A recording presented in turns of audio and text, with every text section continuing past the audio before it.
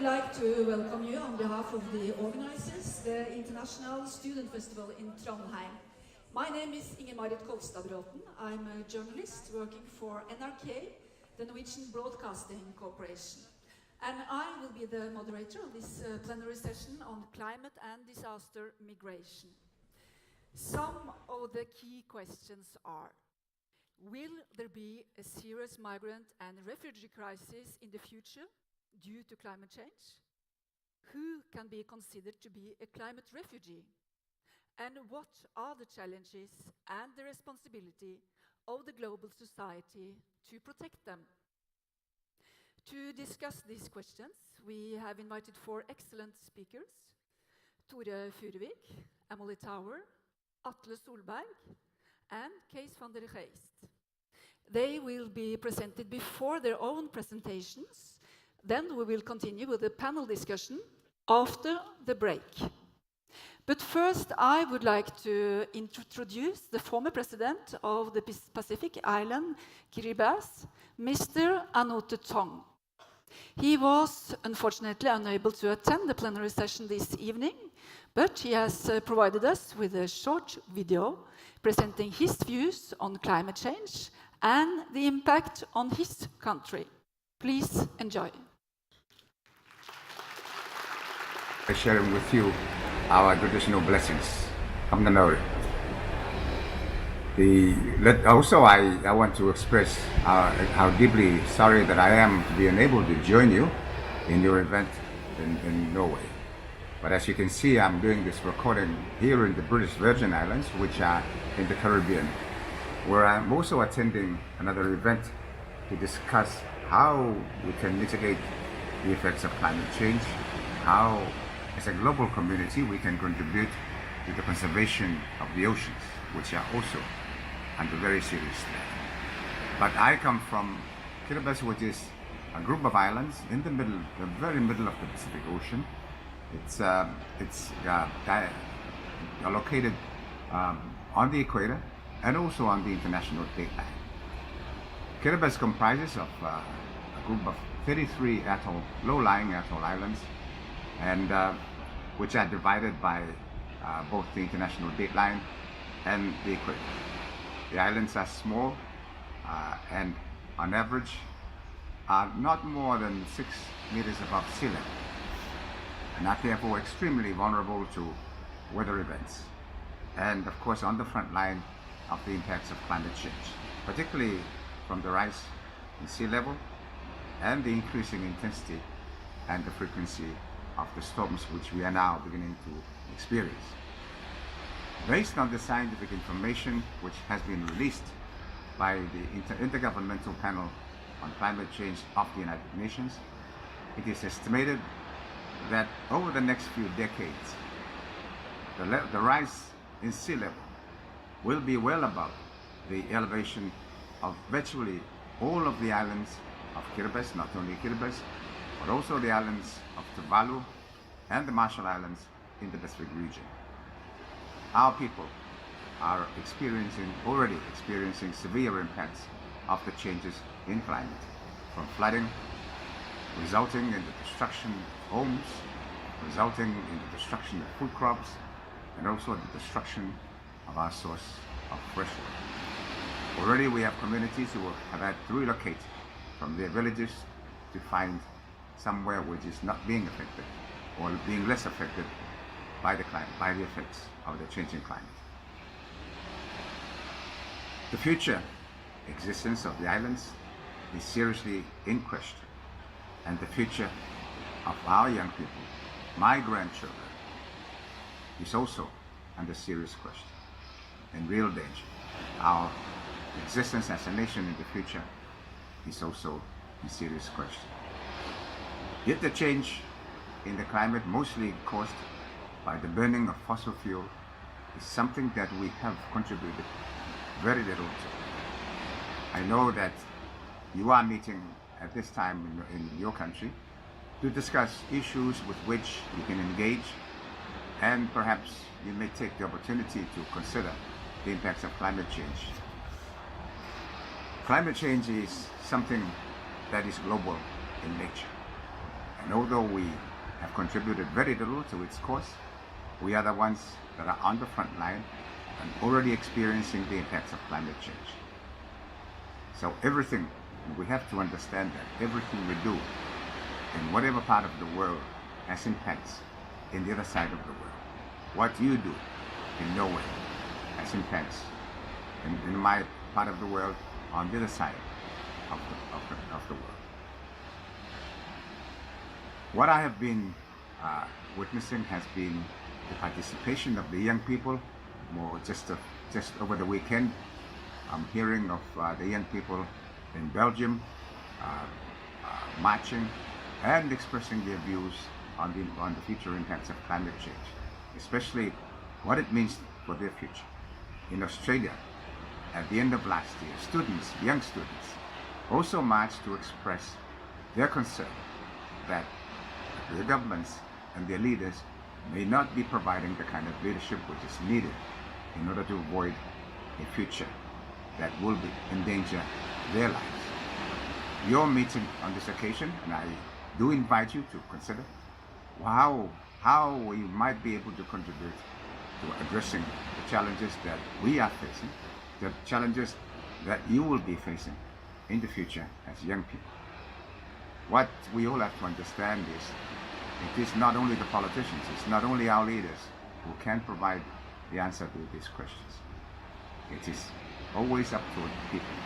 It is up to you as young people, as future leaders, as people who will continue to live in this planet.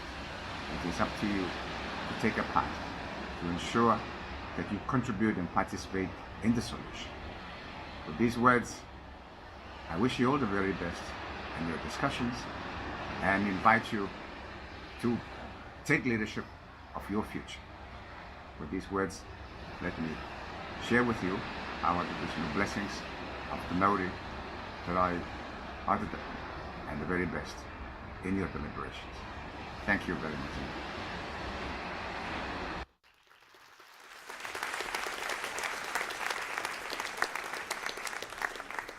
Then I would like to introduce the first speaker here tonight, Mr. Tore Furuvik, the director of the Bjerknes Center for Climate Research in Bergen in Norway.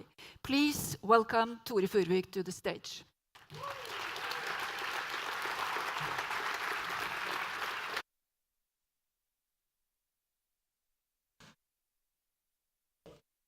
Thank you. Thank you very much. I'm really pleased to see so many here tonight on this splendid conference. I will use 5 or 6 or 7 minutes just to tell you about climate change, what it is, and which kind of impacts it will have. And that will be the background for the next talks tonight. So first of all, what is the problem? The world is depending on energy. And about 80% of all the energy that we human beings consume is based on oil, gas, or coal, so the fossil fuels. And every second during a day, every second during a year, we are emitting something like 1,200 tons of CO2 into the atmosphere. And just to imagine 1 ton of CO2, that's a balloon that is about 10 meters in diameter. And the atmosphere is a relatively thin layer around the Earth. And I try to illustrate that here. What you see here is the thin layer of atmosphere. It's about 5 kilometers thick. That's half of the air mass. Half of the atmosphere is 5 kilometers. So into this thin layer, 1,200 tons of CO2 every second. And we measured changes in the CO2 content in the atmosphere. We have measured about 30% increase since the late 1950s. And we are now at the level of CO2 in the atmosphere that's the highest we have had for 3 million years.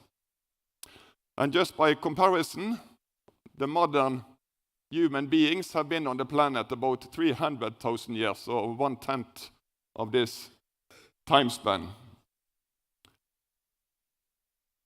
And this will be the most complicated slide you will see today, so don't despair, don't go home.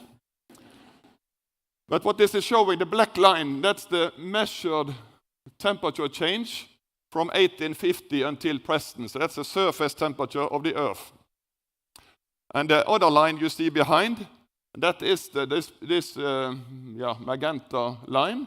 That is how the mean of all the climate models that took part in the previous report from the United Nations Intergovernmental Panel on Climate Change, the IPCC report that came in 2013. So this is how the models are capturing the climate change until present. And then there are two different scenarios. So the red one, that is what is known as business as usual. We continue to emit CO2 at the same intensity and at the same increase that we've had for 50 years. So we just continue to emit CO2. And then the other one, the green one, that's something that many people said was utopia. So that was extremely heavy mitigation, extremely fast reduction in CO2. And then I put on two lines. And that is 1.5 and that's 2 degrees. And the reason is that during the Paris meeting in December 2015, then all the nations in the world, they came together and then decided that we should keep temperature rise under 2 degrees and we should try to keep it down to 1.5 degrees. And you see that we have already had close to 1 degree warming, so we have only half a degree left until 1.5. So we have had 1 degree, we only have half a degree left to 1.5 degrees, and we have 1 degree left until 2 degrees. So that's compared to pre-industrial. So that's how we are today. And then one report that came in October last year that made lots of headlines, that was the so-called 1.5 degree report. And that was written because we didn't have much information about how we could achieve 1.5 degrees and what were the impacts of 1.5 degrees compared to 2 degrees of warming. And I think the shocking news for many, but that was actually something that we knew from the past IPCC models, so the past model integration, that was that we have to cut emissions extremely fast to be below 1.5 degrees. Globally, emissions, they have to be cut by about 50% before 2030, so that is 11 years. And we have to go to zero emissions by 2045 or 2050.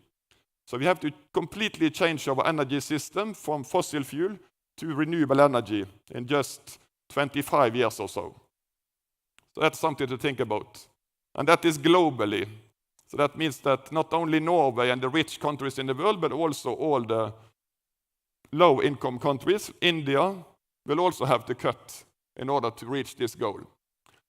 And then the report spent quite a lot of time to discuss what are the impacts of 1.5 degrees compared to 2 degrees. And that's only half a degree difference in global mean temperatures. And I can just show a few examples. So if we go from 1.5 to 2 degrees, 420 million more people will be frequently exposed to extreme heat waves. 65 million more people will be exposed to exceptional heat waves. And just to remind you about Australia last month, it was by far the warmest month ever experienced in Australia. We have droughts. It's much higher risks associated with increases in drought if we go from 1.5 to 2 degrees. And two of the regions that will be most affected, we have already seen it. It's in the Mediterranean region, particularly in the eastern part of the Mediterranean region. And then it's in South Africa. And we can go on. Floodings related to hurricanes. The report says that the strong hurricanes, they will become even stronger. And what is more important is that these hurricanes, they will bring much more precipitation. And this is from Houston 2 years ago, when they were the city was completely flooded. And we have one from New York afterwards, like Sandy in New York, flooded completely all the subway systems in New York some years ago. So hurricanes are getting stronger. We get hurricanes in new areas, and they are also much more wet, bring much more water. And then we have sea level rise. We observe more and more melting, actually now over entire part of Greenland. We observe more melting from Antarctica, and we observe that all the small glaciers are melting. The temperature in the ocean is increasing, so ocean expanding. And the report says that differences between 0.5 and 1.5 and 2 degrees are something like 10 centimeters of sea level. It's not much, but that will impact about 10 million more people that will have to experience either flooding when it's storm surges, or that saltwater intrusion into the farmlands, into the drinking water, and so on. Coral reefs, again, have been much in the headlines. We go from very frequent mass mortalities to a case when most of the coral reefs in the world will disappear. So extreme, severe consequences just by going from 1.5 to 2 degrees. Declines in tropical fisheries from 1.5 to 3 million tons, decline in annual fisheries, decline in different farmed products like maize, from 3% to 7% decline if you go from 1.5 to 2 degrees. And then perhaps the most important, most severe consequences, it needs lots of research to actually know how bad this will be. But we see that quite many species, they will lose their habitats because the climate is changing, temperature is increasing, precipitation is changing, and the natural habitat for like insects, at 1.5 degrees, 6% of the insects will lose their habitat. At 2 degrees, 18% of the insects. And similar for plants and for vertebrates. This is virveldyr in Norwegian. So very large differences, much severe consequences just by increasing the temperature by half a degree from 1.5 to 2 degrees. Another report that came out, this was the 15th of January, and this is from the World Economic Forum. They have an annual global risk report. And this report says that, or they found that the 3 most severe risks, they were all related to climate change and environmental degradation. And they say it very clearly, of all risks, it's in relation to the environment that the world is most clearly sleepwalking into catastrophe. And then it was the meeting of the World Economic Forum with hundreds or thousands of billionaires they met. They came with a private flight or private planes. And they discussed climate change and they discussed equality. But at least it is on agenda and things are happening now. But I will just, this is the second last slide, I will just say that the difficulties and the impacts are not equally distributed. So this is showing how vulnerable the different countries are to climate change. And Norway is, in this report, is the least affected country by climate change. It has to do with economy, it has to do with governance structure, but it also has to do with how severe are the actual climate changes or impacts in the countries. But you see a large part of Africa, Central America, South America, large part of Asia, India, Bangladesh, Pakistan, Afghanistan, Indonesia, and so on. So it's mainly the tropics that are affected by climate change. And I will just end with this slide, or this figure, which I like a lot. So this was taken more than 50 years ago. It was from the Apollo 8 mission in December 1968. And it just showed the moon, surface of the moon. It showed a relatively small ball, or the small planet we are living on. And we see blue ocean, green continents, white clouds. It's an extremely beautiful planet, and we are in a vast black space. And we are all on the same planet. We are all on the same course. So please Remember, we do not have any planet B, we do not have any plan B. We have to reduce emission, and we have to adapt to climate changes that we already see. So, thank you.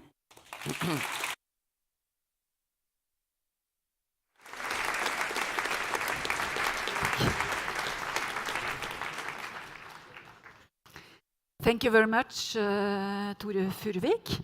Then I will introduce the next speaker, Amelie Tower. She's the founder and executive director of the independent project Climate Refugees, and she has worked with protection of refugees and displaced people over the last 12 years, among others with the UN Refugee Agency. Please welcome Amelie Tower to the stage.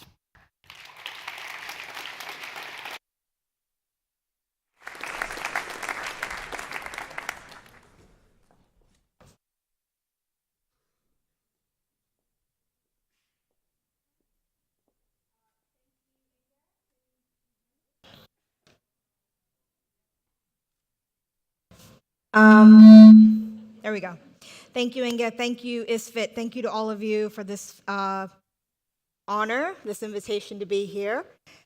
So as this slide says, I'll speak a bit about the kind of work, the first mission that my organization, Climate Refugees, conducted. There we go. So, as Inge said, I come from a refugee protection background, having worked for the UN Refugee Agency, various NGOs, and the US Refugee Admissions Program. Now, over the years interviewing refugees, especially in the Horn of Africa, I came to hear a number of refugee stories detailing environmental distress and livelihood loss as one of the factors that drove people to leave their homes. This has stayed with me and has been very influential in founding Climate Refugees. And the Lake Chad Basin field mission that I'll spend most of my time talking about was really an ideal place for our young organization to look at. So there's been a conflict in this region since 2009 between Boko Haram and Nigeria, which eventually has spilled over into Lake Chad's neighboring countries, Cameroon, Chad, and Niger. And in 2017, I traveled here and I interviewed 105 refugees and IDPs, that's internally displaced persons, along with about 25 regional, global, thematic experts in various sectors, primarily to look at what's up on this slide here. And what I found is that living and depending upon Lake Chad for livelihood has exposed communities to two simultaneous sources of insecurity: Boko Haram and climate change. Climate change may not have caused the Lake Chad displacement crisis as we know it today, but it has certainly exacerbated it. As of right now, 2.4 million people are displaced, mostly because of that conflict. IOM, the International Organization for Migration, has a displacement matrix, and they have 4 million people living in camps. So 2.4, though, is the official displaced number that I know of. And those I interviewed told me that long before the conflict, and even now to this date, that climate change has also displaced people within the region, and then later forced them to leave the Lake Chad Basin completely. This gives you a good snapshot of the degradation of the lake over the last 50 years. So now in the Lake Chad Basin, temperatures have increased nearly 2 degrees Celsius since the 1960s. This is a semi-arid closed basin, which means that higher temperatures will evaporate the water faster than the rainfalls can replenish. And scientists at the Lake Chad Research Institute in Maiduguri, Nigeria, that I spoke to told me that a 1 degree rise in temperatures above 20 degrees Celsius results in 2% loss in crop yields. And temperatures in many places has risen well above 24 degrees now, since they've been documenting temperatures since 1976. So people who live here are mainly farmers, pastoralists, fishermen, and what I heard from them echoed this, as well as what I just said to you that scientists are telling me. They spoke unanimously and extensively about dealing with the effects of climate change for many, many years. They spoke of the impact it had on their crops, on flooding, the lake receding they said, forced them to move annually in order to be closer to the water. And they spoke very sadly about the impact then that had on not only their children, but their future generations as a consequence, because by moving, sometimes several times in a year in order to be closer to this receding lake, it meant that their children had to forego an education. And this has long-term impacts, as you can imagine. Now, I told you about a conflict that's taking place in this region. In its 5th assessment report, the Intergovernmental Panel on Climate Change, that's the IPCC, found climate change could increase human displacement as well as indirectly increase the likelihood of conflict by exacerbating poverty and economic instability. And this is exactly what we're seeing in the Lake Chad Basin. And some of the factors that exacerbate that conflict exist here as well. We're talking about poor governance, a lack of resources, a largely disenfranchised population, and now you're seeing massive internal movement from the rural to the urban settings, which strain resources, strains the capacity of weak institutions, and stirs tensions and conflict, and sometimes new conflicts. There has always been sort of gross poverty and underdevelopment in this region. For example, even amongst the 4 Lake Chad Basin countries, Cameroon, Chad, Niger, Nigeria, the Lake Chad Basin has always had the lowest development indicators. So that should tell you something. And that underdevelopment has weakened climate change adaptive capacity. So for example, the Lake Chad Research Institute has long had climate resilient seeds and alternate crops, but farmers can't afford to buy them because of the high levels of poverty. At the same time, the Lake Chad Research Institute hasn't had the ability to get to the populations affected to bring them these new technologies because simple things like roads aren't accessible, so they can't actually travel to them. Now enter conflict, and you literally can't go there without risking your lives. So there's very definitely an interconnection here. Now, climate change and security. I'll let you read that quote. I've interspersed some quotes from refugees and IDPs.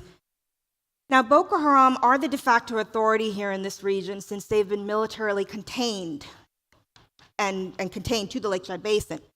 So to a large extent, their rise is in part in response to corruption, underrepresentation, and economic grievance. And they exploit these long entrenched issues to recruit undereducated youth who view the government with distrust. So here's another picture from Niger. Now, I think this quote precisely captures the reality in this region. Now, obviously, climate change is not the only reason people have fled the Lake Chad Basin. What we see here is the interconnectedness of environmental, economic, social, and political factors. By and large, conflict is certainly what drove people from their homes.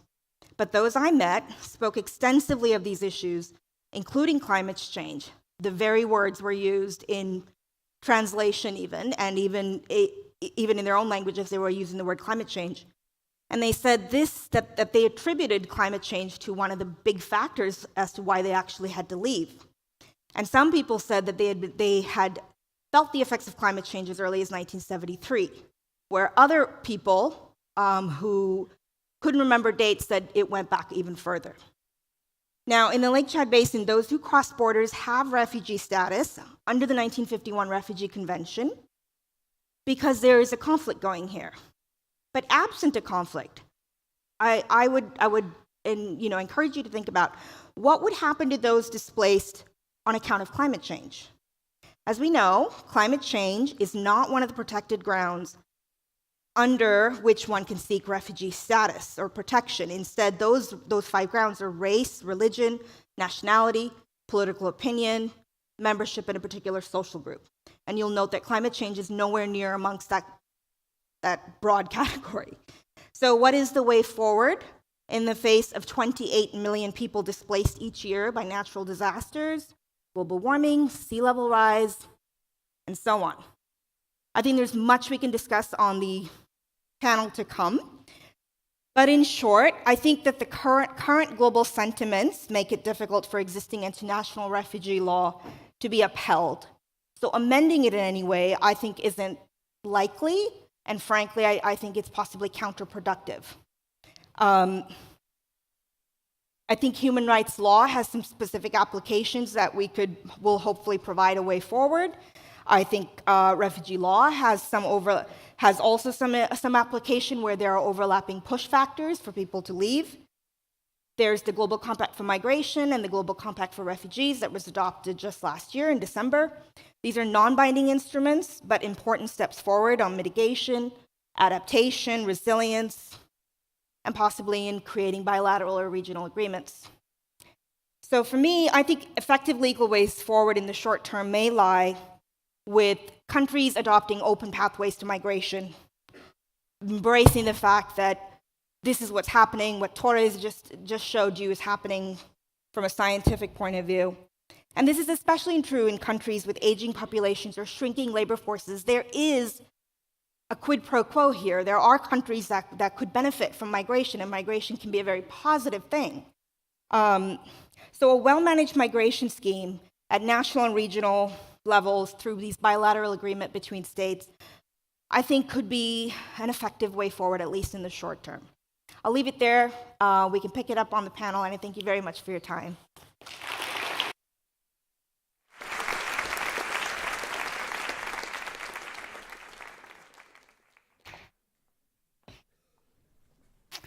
Thank you very much, Emily Tower.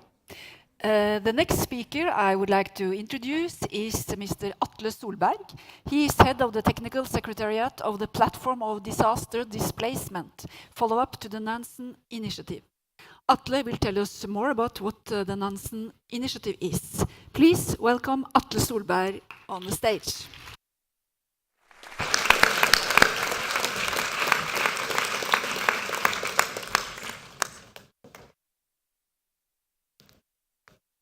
Good evening. It's the microphone working? Yes. So thank you so much, Inger.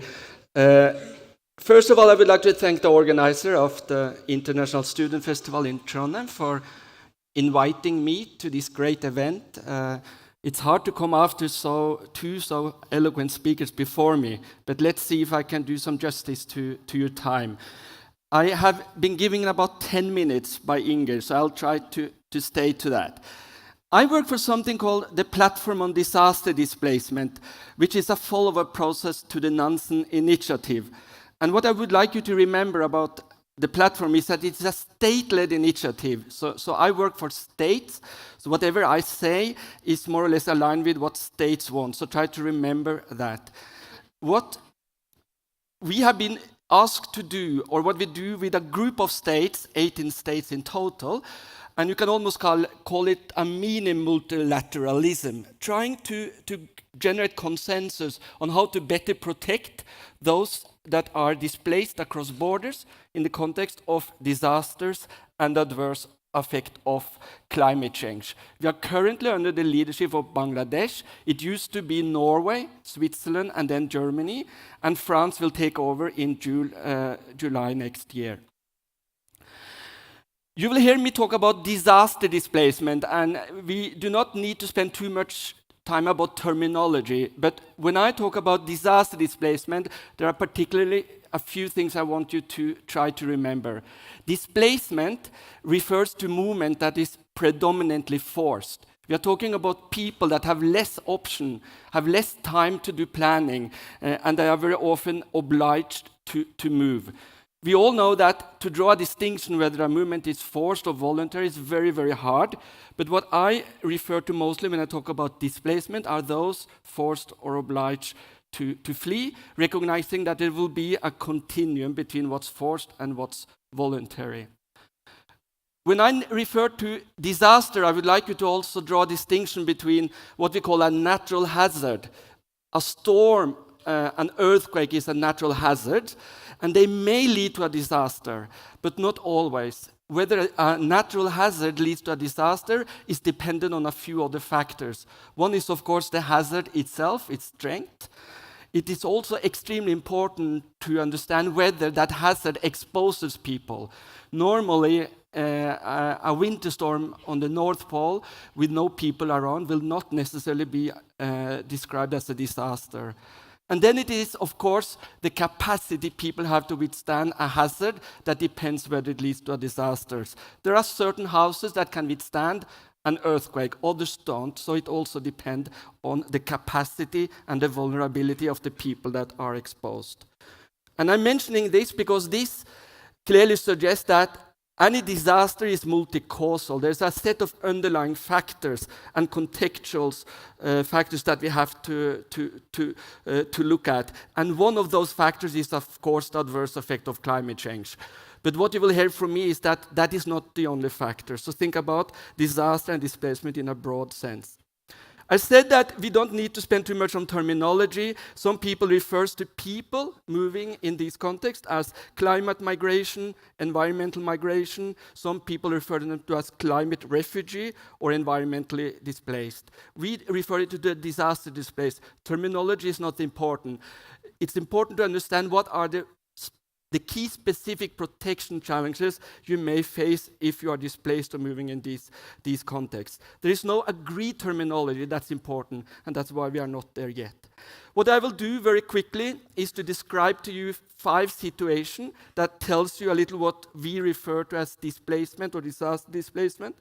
Then a few words on what Amalie referred to, what are some of the key protection challenges for people moving in these contexts, and particularly if you cross an international border. There is a legal gap. There's very little in international law that gives orientation or obligation on states on how to deal with that type of movement, the cross-border movement of disaster-displaced persons. And then finally, some prospective thinking about what can we actually do about these challenges and some of the opportunities.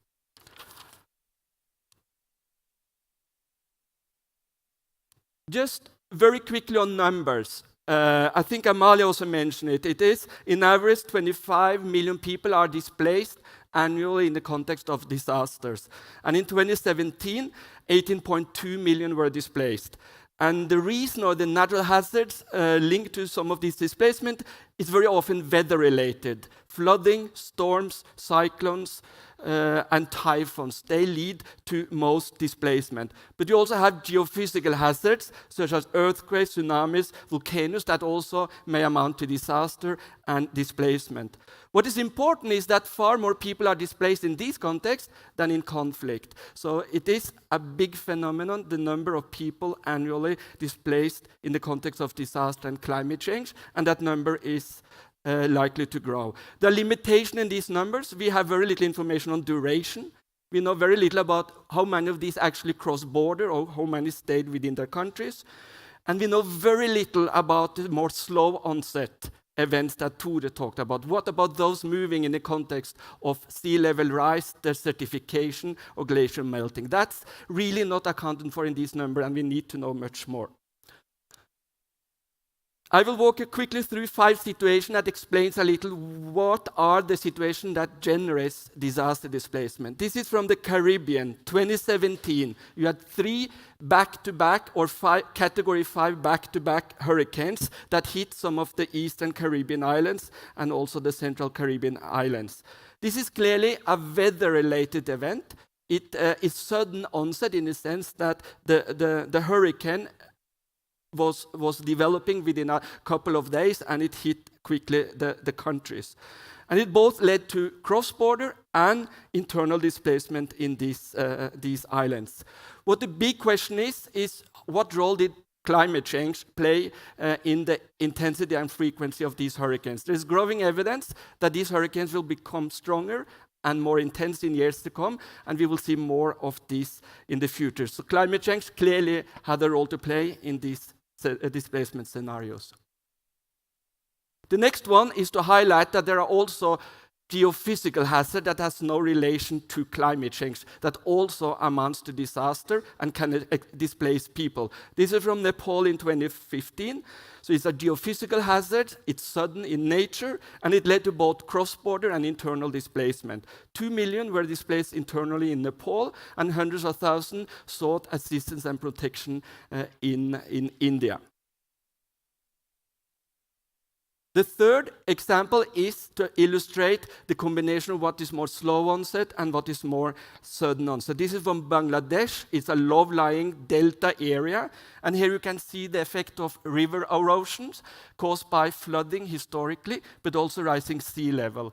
And this is also an area that is highly vulnerable to tropical cyclones. And in 2008, hundreds of thousands of people were displaced when a tropical cyclone Ayla hit this area that is already extremely vulnerable to the adverse effect of climate change and other types of environmental degradation. And here the interplay between the adverse effect of climate change and natural variability, such as seasonal flooding, monsoon raining, is evident. The fourth example is from Horn of Africa, and it suggests that many of these examples also take place in very fragile contexts, including in the context of conflict. In 2010, 2011, a drought led to a famine, and hundreds of thousands had to seek assistance and protection. This was from Somalia in Kenya. And they were actually admitted as a refugee because it took place within the context of an armed conflict within Somalia. And again, the role of climate change is not 100% evident, but there's a clear link to how changing weather patterns also lead to displacement and disasters. 1/3 of the African continent or African, they live in areas that are prone to drought. So we can just estimate some of the challenges related to increased drought in the future. The last example is from Kiribati. We heard from former President Tong, and this is very paradigmatic how climate change has a direct threat to the fundamental existence of some of these low-lying atoll nations. And this is an area which is seen repeated flood surges, storm surges, already vulnerable to saltwater intrusion and sea level rise, and people are already moving. Maybe not in a sudden onset context, but slowly moving out. And this is one of the most paradigmatic examples of climate change we see in the world. So these examples shows you the human face of natural hazards, disaster, and climate change. This is ongoing, and this is going to create more problem in the future. So what are the protection gaps? Any person displaced will see specific challenges related to the enjoyment of that individual's human rights. Right to life is very often affected by a disaster. A lot of people are killed in disaster, or their physical integrity is put in hazard. Access to basic services, documentation, civil and political rights, and also cultural rights might be affected by the fact that you're displaced in the context of disaster and climate change. A particular problem, which I will focus on for a few minutes, is what happens if you cross an international border? What kind of protection framework is available for you as a person knocking on the door of another country, asking for protection and assistance? The bad news for you as a disaster-displaced person is that unless you qualify as a refugee, unless you are an asylum seeker, unless you have some protection and a complementary protection, that means, for example, human rights law prohibiting a country to return you back where your life is in danger. Unless you have one of these entitlements, and very few do have them, there is no obligation of other states to take you in and to ensure your right to admission and state. This is what we refer to as a protection gap in this area. Disaster-displaced persons are not refugees according to the international refugee law. They are, of course, protected by international human rights standards. Everyone has or is protected international human rights standards at any moment in time. But international human rights standards say very little on admission and stay to another country. That means there is no explicit right for you to enter another country if you should find yourself in some of those 5 scenarios I explained to you. That's the bad news. There is very little in international law, and maybe that is the second panel. We can talk a little, what are some of the solutions to fill this gap in international law?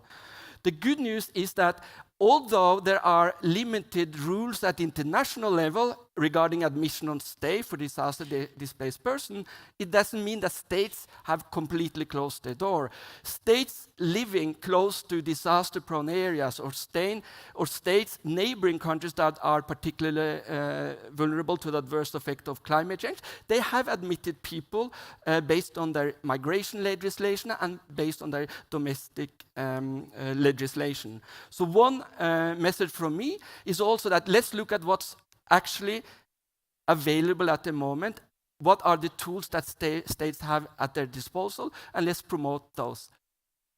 And this brings me then to what can be done. I know my time is running a little out. I wanted to show you the platform on disaster displacement. We have been mandated to follow up on something called the Nansen Initiative Protection Agenda. This is a document that outlines to state what they can do to admit and let people stay if they are displaced across border in the context of disaster and adverse effect of climate change.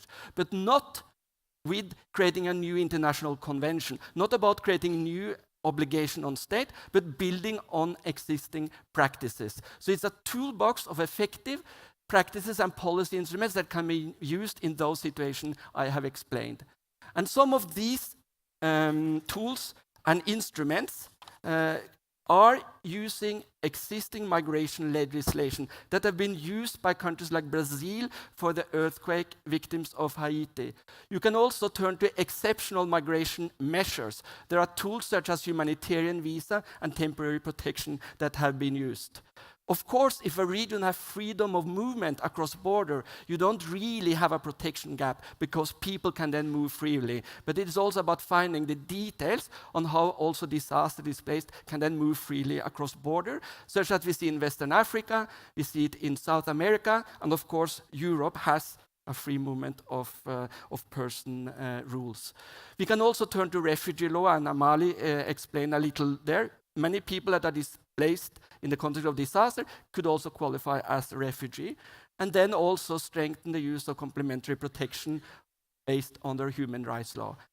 And then I just want the last slide to linger, and then I will say thank you for your attention, to show you that there are options out there. There is commitment at the international level. States have come together to do something about what is our fundamental challenges related to climate change. If we do meet the Sustainable Development Goals by 2030, it will be a much better planet to live on, but we should also then have combated climate change according to Target 13 or Objective 13.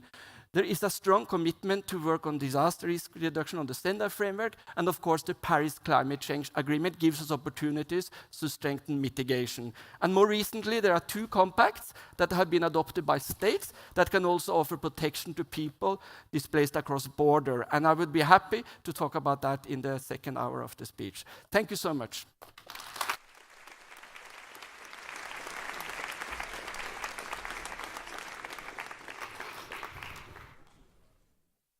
Thank you very much, Atle Solberg. Then I would like to introduce,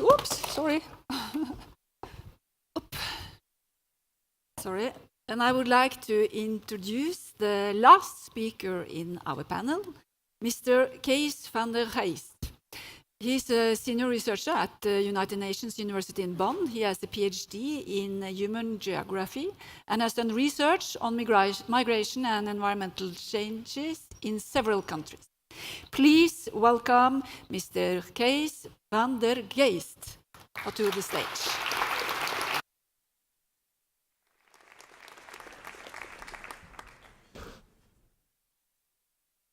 Thank you. Do you hear me? Yes. So thank you all for coming, and thanks to the organizers for the kind invitation. It's really a big honor to speak here today. I'm going to talk a bit about my research in the Marshall Islands. It's actually quite nearby Kiribati, who we just saw the former president talk about. First of all, the Marshall Islands is in the middle of the Pacific, and is a very small country. It just has 70 square miles. So people call it a small island state. but they also like to refer to themselves as a big ocean state, because within their territory they have 750,000 square miles of ocean. So the country is made up of 29 atolls and 5 islands, coral islands, and the population size is just around 55,000 people. And it's a very low-lying country. It's among the 4 countries in the world which only have atolls and are all below 2 meters or around 2 meters of elevation. Those are Kiribati, Tuvalu, Marshall Islands, and say it again. In the sorry, I forgot the last one. Sorry. So we did our research in only 3 of these islands. 2 are atolls, and 1 is a higher coral island. And I'm not sure how familiar you're all with this kind of geography, but just to show what these look like. They have a different sort of geographic history. So I'll show a few pictures just to show what these places look like. First, Majuro. Majuro is the capital, and it's an urban island. And there's 1 more urban island, and the rest are more rural. This is Medjid. It's the coral island that you saw previously on the right. And it has a bit of a beach, and there are only 200 people living there. This is again Majuro, the capital, and I show this picture to show that here there is very little beach, in fact. So I also put a picture from very near to my house, of my parents' house in the Netherlands, where you see that there is on the coast there is these big dunes. And the first houses are like 5 kilometers behind the dunes. So you can imagine that when a big wave comes, that's just going to be hitting the dunes. Whereas here, if the sea level rises, if there's a big storm, you could imagine that place flooding. Some more pictures. This is the main source of income in those islands. It's cobra. It's a dry coconut. Which they export. This is pandanus. It's a tree, a fruit tree, which is very resistant to saline environments. That's why it grows well on those coral islands. This is the last picture.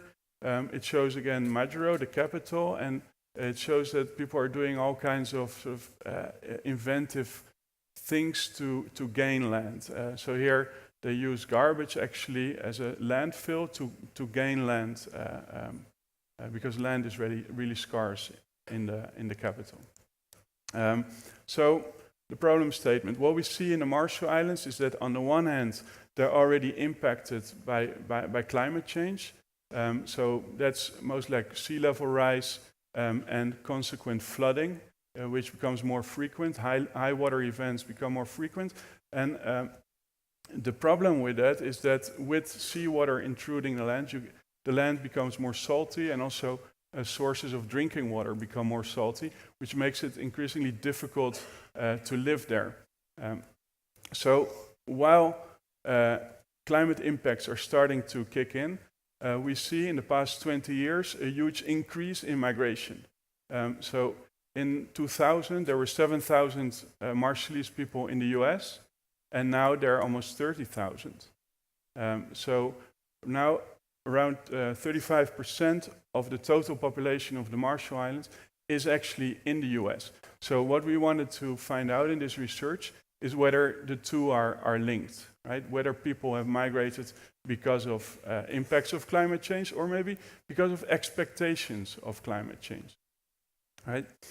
So one way of investigating this is by simply asking people. Sorry, I will come to that in a moment. So what we see is that, and I think in an earlier slide we already also saw a word like a disappearing island. So what we see in the media is that increasingly there's a narrative of sinking islands and climate refugees. We heard that term. So it's Newsweek, New York Times, The Guardian, big news outlets talk about sinking islands. And I think talking about sinking islands, on the one hand, is useful as for raising awareness that, look, what we are doing, our behavior, contributes to an extremely vulnerable situation for those islands who themselves have contributed very little to climate change. So on the one hand, that is useful, but what I try to show here in the next few slides is that there's also a danger of talking about sinking islands, because by talking about sinking islands, you are sort of denying people a future on their islands. So it's like we give up on islands when we say they're sinking. Well, actually, what our research showed is that the people on those islands have a very different view on this. They don't want to go, and they want us to focus on what can be done locally to adapt. So first, those 30,000 people who migrated to the US, we asked we did household interviews with 200 respondents, and we asked them, why did you go? When that is for past migrations. When we asked about their brothers and sisters who are now in the US. Why did they go? And also, we asked whether people intended to migrate in a nearby future, and if so, what would be the reason to migrate? So, putting this all together, there were like these categories of reasons to migrate, and what we actually see is that work was an important reason to migrate, education was an important reason to migrate, healthcare was an important reason, and also like family visits, family reunions. But the purple one, the tiny one, is environmental reasons. So reasons that relate to the environment and also climate change, which was not yet a common reason for people to move. Right? That's maybe a bit surprising. And I must say that this is a bit extreme. We also looked in the same research at the same question in different ways, not just only simply asking, why did you migrate? Because that's not always the best way to find out. But instead of going into those complexities, I would like to focus on another activity that we did in our research. It's called Q methodology. It's a new methodology, and what we do is we phrased 40 different statements about our main research questions around climate change, environment, ecosystem services, habitability or livability of a place, and migration. And we asked our respondents to rank those statements from very much disagree to very much agree. And then we analyzed the way people sorted those statements. We're going to have 2 slides now, which shows the things that, the statements that people most agreed with. And those are things around the reasons why people migrate. It sort of resembles what we earlier saw, that education, healthcare were important. In the next slide, we'll also see that work was important. And then there are, you see in those slides that there are a number of bullet points that talk about the impacts of climate change. So we see from these answers that yes, climate change is a major concern for the people in the Marshall Islands, but it's not really cited yet as a reason to migrate. And very importantly, these are now the statements people strongly disagreed with. There are a few interesting ones, like it says in 50 years, this island will be uninhabitable. So that statement was one of those statements that people really strongly disagreed with. So, like they refused to accept that destiny of sinking islands. Also the last bullet, which says there's no solution to sea level rise, we all have to leave. They disagreed very strongly with that point. Instead of this narrative of sinking islands, I think it's time to also include the voices of people from those islands, and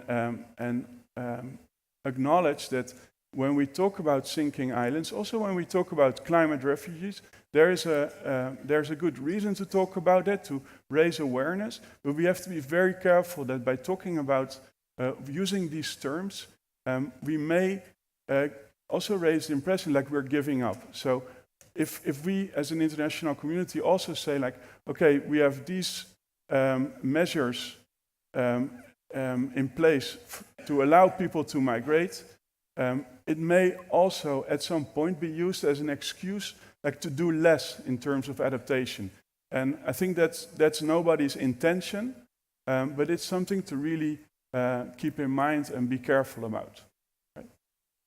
That's all. Thank you for your attention.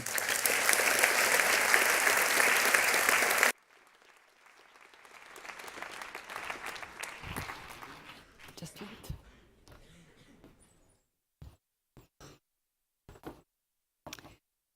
Thank you very much, Kees van der Geest. And thanks a lot to all the speakers for your excellent introductions. We are really looking forward to discuss this further after the break. But first, we will have a cultural performance by KUP, which is part of the student theater here at Samfunnet. And I'm really looking forward to that. So please welcome KUP at the stage.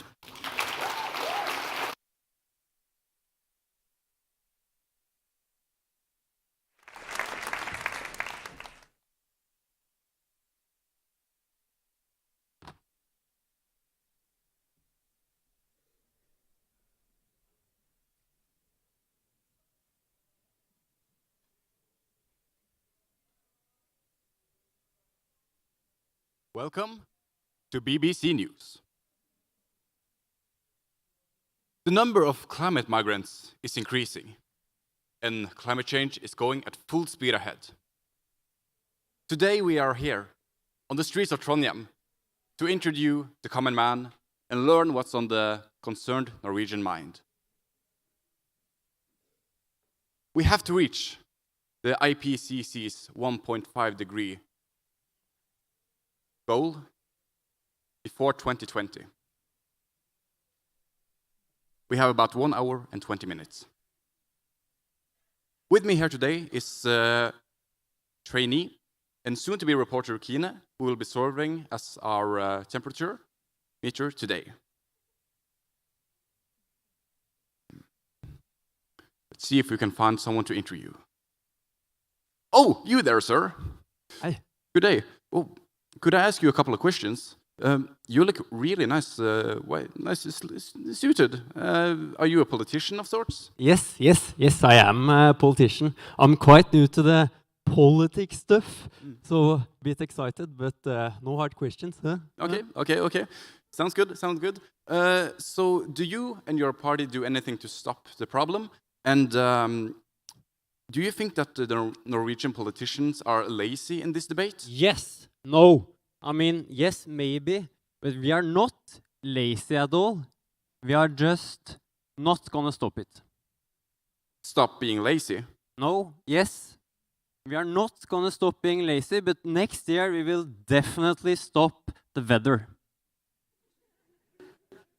Migration. I mean climate. Migration. Okay, could you try to explain a bit? Stop is an extremely powerful word. And this issue is definitely the issue that we have the most focus on, like all other issues that we have the most focus on. Well, thank you for your time. Oh, hi there. Hi. Hi. Wow, you're real pretty. Thank you. Do you have time to answer a few questions? Yeah, sure. How do you feel we should go about to reach the 1.5 degree target by 1 hour and 17 minutes? Oh, wow. So I read about the climate migration stuff on Facebook, and it sounds really horrible. But I have to admit that I feel like this is really up to the politicians to solve. Like, you need to start from the top down, if you know what I mean. So, and also, like, I've got real issues of my own. Like, okay, so I'll give you an example. Like, I run a blog, and then suddenly the amount of clicks just went drastically down. And I think it's due to the fact that I've stopped posting photos of myself in bikini. Well, but I mean, that's beside the point. I think you're missing my question. What is your contribution to solving the migration climation? you know what? I got 99 problems, but climate migration just ain't one. I'm going to Dubai. I gotta go. Sorry. Oh, hi, sir. Hi. We are talking about migrant climation today, and we were wondering if you could answer a few questions. How do you feel we should go about to reach the 1.5 degree target before the next hour, 15 minutes? Well, I'm an old fisherman. I fish from the sea in nature harmony. Okay, that's good. That's good. And what is your view on climate migration? Oh, I think it's excellent. The weather here in the north is harsh. Wait, you think that climate migration is excellent? Of course it's excellent. Have you been outside today, sir? It's Norway. It's cold. It's not like everyone's cup of tea. Is it? Safe to say, we're all doomed. Back to studio.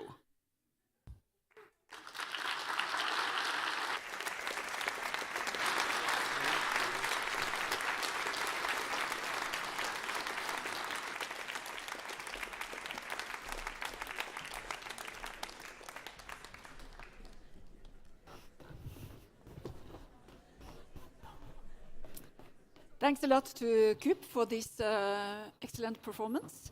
Now we will have a 10 minutes break. Please make sure to be back here by 7:20 in 10 minutes. And if you want to ask questions to the speakers after the break, please approach the volunteer in your right corner, just over there during the break. And unfortunately, there will only be time for 5 or 6 questions. So please go there as quick as possible if you want to ask a question. And please also keep questions short and ask only one question. And then we meet again in 10 minutes.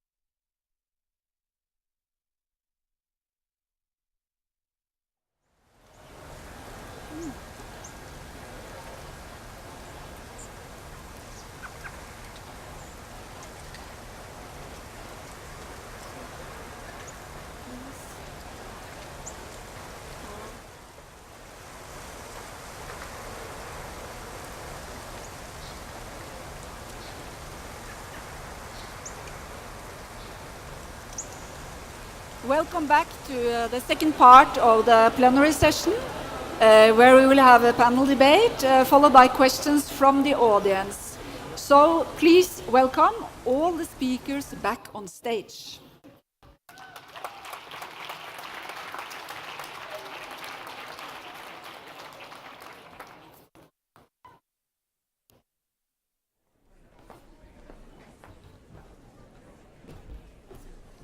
Jeg skal ha den sofaen, holdt jeg på å si, den står nærmest her. Please. Yes, there, I will sit here.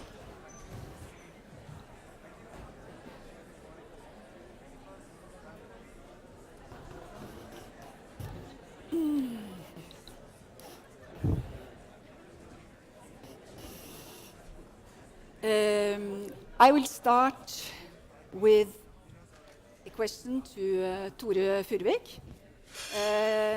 Because in your presentation, you said that millions of people may be forced to move or migrate due to climate change in the future, according to your presentation. And in which areas you suppose we will see most migrants related to climate change? Mm-hmm. So the areas that most likely will be so severe affected by climate change that people have to move, that I think that will mainly be in areas that are very dry today, so where conditions are very, very tough already, particularly where less precipitation will make the soil even drier than today, and where it will be impossible to grow vegetables or grow food in the future. And which areas are we talking about? So that will be in some areas in the subtropics. You can imagine some of the areas, for instance, in the eastern part of Mediterranean area, perhaps parts of Australia, parts of South Africa. There may be regions in the southern part of the United States or Mexico that will become too dry to grow food. And then, of course, we have areas that will be affected by sea level rise.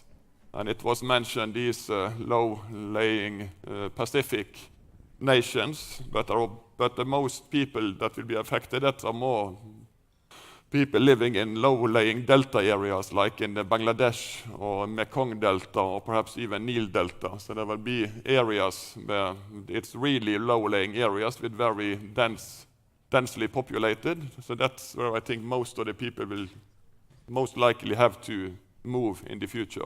But how can we be sure that weather disaster is due to human-forced climate change and not to natural climate change? So scientists, they have always been very careful to relate climate change to particular events, because we have always had extreme events of some kind. But what we see now is that the gradually changing climate that is coming on top of the extreme events, or vice versa, extreme events are coming on top of rising sea level, for instance, or extreme droughts are coming on top of drier climate, drier background climate. So what, like the IPCC report, what it clearly says now is that the chances for having these kind of extreme events, they are increasing. And we can also start to say that for a particular event, we can say that this is, for instance, by 90% certainly this is related to climate change. So we will never be 100% certain. It can always be extreme storm surge, for instance, that is just happened by chance. But what we see is that these are now coming on top of gradually increasing sea levels. I think we can never say for 100% certainty that this event is due to climate change, but we can say that this is much worse than what it would have been without climate change. Emily Tower, we are talking about maybe millions of new migrants due to environmental causes or climate change. To which extent has the international society realized these facts and are prepared to meet these millions of new migrants?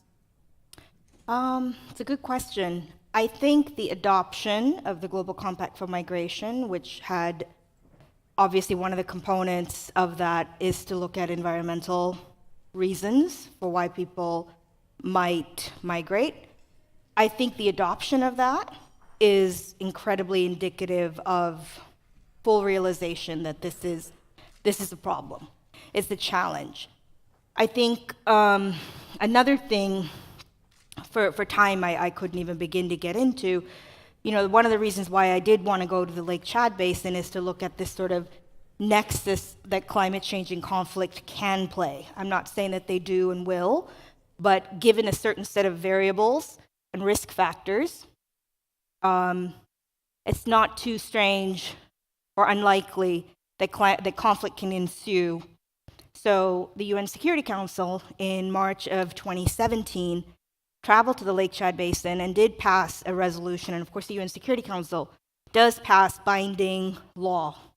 Their resolutions, when adopted, is one of the forms of the basis for international law. So they looked at this conflict and they looked at the root causes of it, and they actually included the words climate change, along with poverty and underdevelopment, as root causes to this conflict. Now, that's incredibly important and indicative of how serious the international community may be taking climate change and the risks that it poses to international threats, to international peace and security, which is what the Security Council is mandated to do. It is only mandated to look at threats to international peace and security. So the sheer fact that this body, which is highly political and very rarely comes to consensus, would choose to look at a conflict that wasn't even on its Security Council agenda, and then would tie something like poverty, underdevelopment, and then, my goodness, climate change, and actually use the terms, is incredibly strong. It went on to also ask for more data, for more risk assessments. I don't know if it used the word gaps, but it alluded to the fact that we just don't know enough, which Atle talked about, right? We don't know enough about the impacts that slow onset climate change or environmental degradation may pose. What kind of impacts or threats that may pose to the world. So I think these two things are really good examples off the cuff that I can point to that show that I do think we're taking it seriously. Are we taking it seriously enough? And are we taking it seriously a bit too late? Those two things can be debated. Mm-hmm. Atle Solberg, you were talking about this legal gap to protect these new migrants. Why can't they be included in the Refugee Convention we have today? That's. Do you have a microphone? They can, of course, be included. I'm not here to say that it shall not be included. But you run a few risks if you include it in existing international law. This is a bit speculative, but first of all, we have to understand that the Refugee Convention was agreed upon some time ago. And currently, to develop international law on these issues, migration, refugee, is extremely difficult. And there is quite a strong push from states to have less obligation when it comes to other country citizens. And that means if we were to include disaster displaced or people moving in this context into the Refugee Convention, you will have to open it. And that revision process or the outcome of that, I wouldn't sleep quietly at night, what state would do with that. So it's important to insist that we do have a fantastic protection framework for refugee, as a refugee is defined, as Amalie explained, the grounds for refugee protection. So let that stay as it is and do not open it.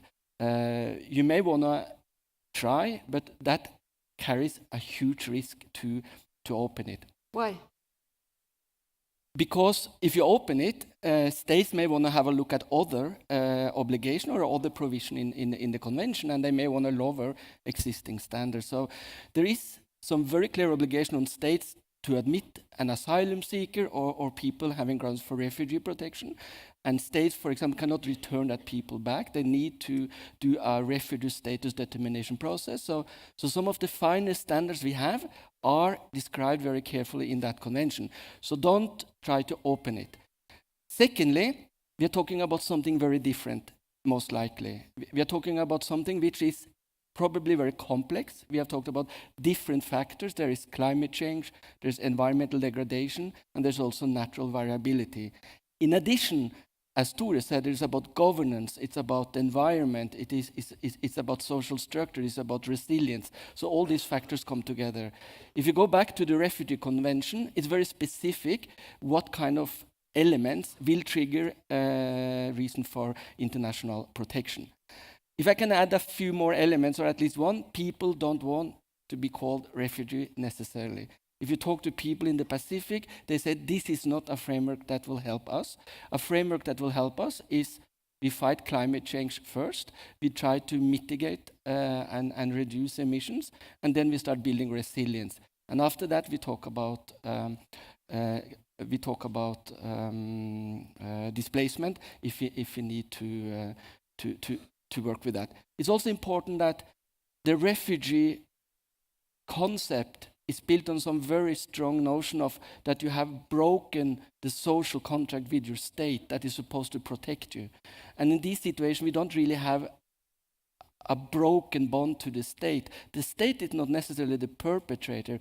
That thinking doesn't work. You need to find solution to this problem very closely with the state in question. So again, the refugee paradigm may not work. Before I wrap up, I think Kees said something very important. You may want to use certain concept to bring to attention of an issue. So maybe a climate refugee concept can bring to attention that people are forced. There is an element of climate change and there's an urgency to protect these people. It may work, but be very careful that we are not indicating that there are a legal category that is accepted in here, and we may do some harm if we try to merge this with existing refugee protection framework. Yeah, Kees van der Geest, what do you think?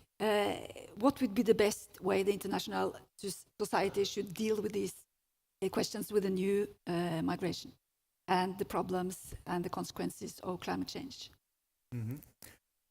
I think it's the global community faces that dilemma. So on the one hand, it's important to recognize the fact that people might be increasingly displaced by impacts of climate change. But on the other hand, that's the dilemma that by putting too much emphasis on that, for many people in the world, it also sounds like giving up on the mitigation and adaptation and not taking responsibility. So it is a dilemma, so recently there's been an idea to launch like a climate passport. Has anybody here in the room heard about the climate passport idea? Okay. Yeah. It's really new, but it was launched at the last COP in Poland, and so that there's this idea to, at least for a limited number of countries in the world, for example, starting with those 4 small island development states, and that's like less than 1 million people, but 4 countries, and give them some kind of paper, climate passport, building on it's a historical document, the Nansen passport, which was actually invented by a Norwegian diplomat, I think, in the national hero after the First World War, and to do something similar with for climate as a climate passport. And the success of the Nansen passport was that it was relatively easy for receiving states or host states to accept this document, because it was a limited. It didn't grant all the privileges or all the rights of statehood, and it was easier to agree on, because instead of having a fully multilateral agreement on a climate passport, it's actually just a number of potential host countries agreeing that this paper, this climate passport, is valid within their boundaries. And so I think it's an interesting idea, but at the same time, I think we have to be careful that having agreed on such a climate passport wouldn't reduce the efforts to mitigate and adapt. But who should be accepted then to receive these kinds of visas? You also mentioned humanitarian visa, a bit of the same thing. I mean, you mentioned islands in the Pacific, but what about these countries in Africa, for example, where it may be impossible to live in maybe 20, maybe 30, maybe 50 years? But I think a huge problem in the current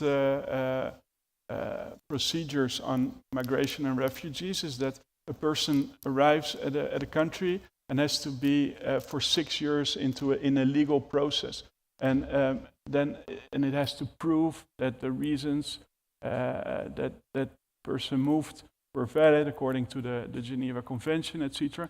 But the idea for this climate passport is by simply agreeing like these 4 countries, and then maybe in step 2 these 12 countries, if you are from there, without looking in specific individual cases, you directly have access or have the right to stay in a number of those host countries. And it's important that people can choose, because if you are sent to one country without having a choice, it feels like you're a victim. It's not your choice, but if you can choose, I go where I already have a brother, I go where I think I can find work, where my skills are needed, then you create the conditions for migration to be actually a successful measure. Atle, what is your comment? Is it a good idea? Yes, I think having very little time to explain, I think Amalia also explained that in the Global Compact for Migration, they talk about different pathways. So you can basically expand and create new pathway for different situations. Haiti earthquake, maybe a temporary humanitarian visa will solve the immediate problem, so people can seek assistance and protection and then return back quite quickly. So this is what we refer to maybe a bed for the night. Maybe there are certain places where regular temporary migration could solve some of the challenges, that your resilience back home can be strengthened by working abroad a couple of months. We know that in the Pacific you have seasonal workers programs, so people can work for 3 to 6, 9 months and then come back and keep their settlement. So that's another migration tool we talk about. Labor migration is probably an important opportunity. The biggest challenge is those situations where we may look into permanent migration, that people cannot return back. Either, I think it was a previous president of the General Assembly said that if your house is 2 meters underwater, you can't go back there. If your farmland is a desert, you can't go back there.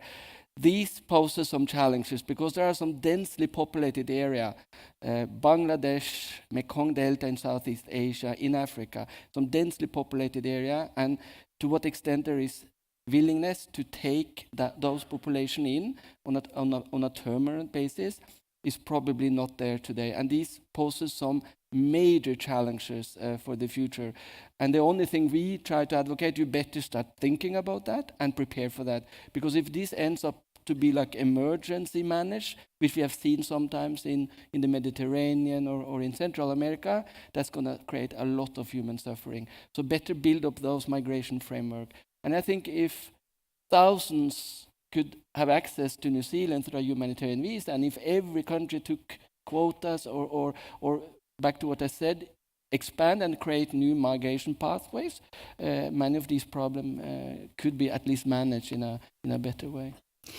But at the same time, hundreds and thousands of people are knocking on the doors to the US and to Europe. I mean, are these countries ready to welcome even more refugees? I would say that narrative isn't quite accurate. I think that's what we in the media see, and I think that that's what sells, because Europe and the United States like to make it seem as if they are receiving far too many refugees.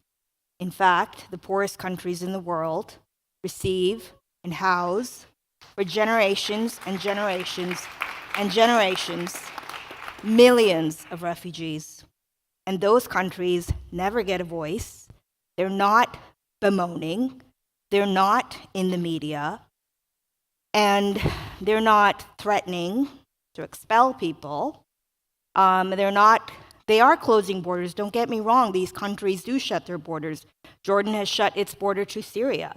Some of that is warranted, is understood, is justifiable. But what the West has done for too many decades is not share the burden. It's done that with aid and then closed its doors. So I think I, for one, just don't want to perpetuate this false narrative. It's simply not true. And I think what Atle said, what Kees has said, what I've said, there are plenty of quid pro quo open migration schemes that are beneficial to both parties. And we just don't want to talk about them because they're not politically expedient. That's the truth.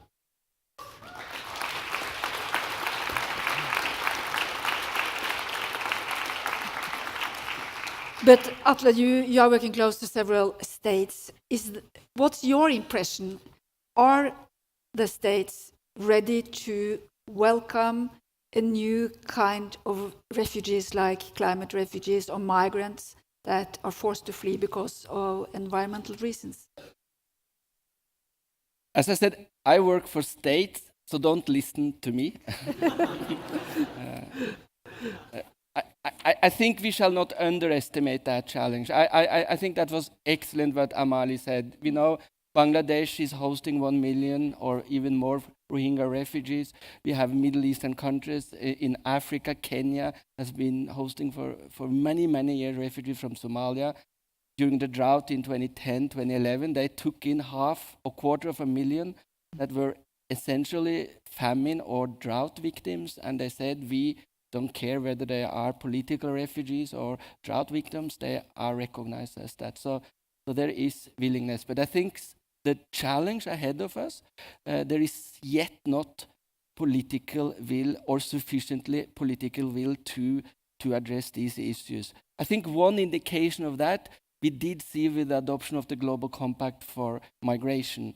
It was adopted by the UN General Assembly, but many, many countries did not, or they abstained from adopting it. We don't need to mention names, but about 30 countries said we do not accept to sign up to this document, which is non-binding.